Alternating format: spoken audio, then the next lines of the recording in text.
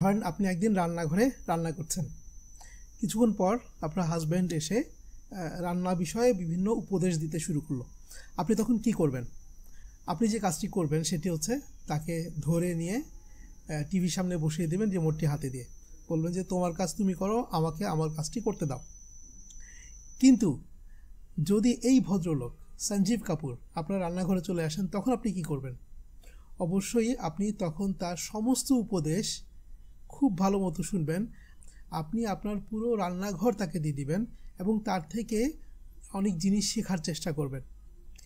এটা এরকম কেন? কারণ মানুষ সব সময় তার থেকে বেশি ট্যালেন্টেড মানুষের কথা শুনে এবং কম ট্যালেন্টেড মানুষের কথা শোনে না।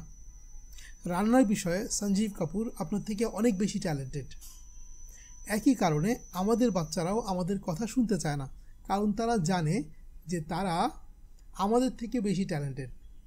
ইয়েস মাই ডিয়ার ফ্রেন্ডস, আপনি নিশ্চয়ই মানবেন এই কথা যে আপনি যখন আপনার বাচ্চার বয়সে ছিলেন তখন আপনার বুদ্ধিমত্তার যে লেভেল ছিল, এখন আমাদের বাচ্চাদের বুদ্ধি সেই তুলনায় অনেক অনেক বেশি।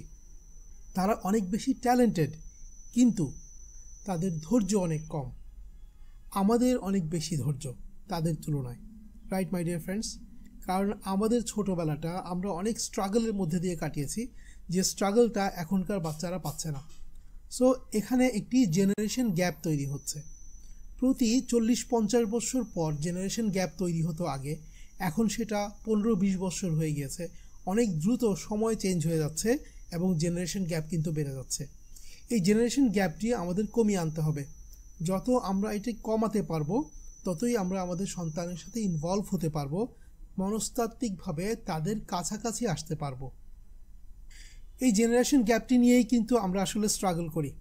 আমার নিজের একজন আত্মীয়, খুব কাছের একজন আত্মীয়, যে তার সাথে বাজে ব্যবহার করার কারণে তার প্যারেন্ট তার থেকে ইমোশনালি দূরে চলে যাওয়ার কারণে সে বাড়ি ছেড়ে সেই যে গেছে আর ফেরেনি।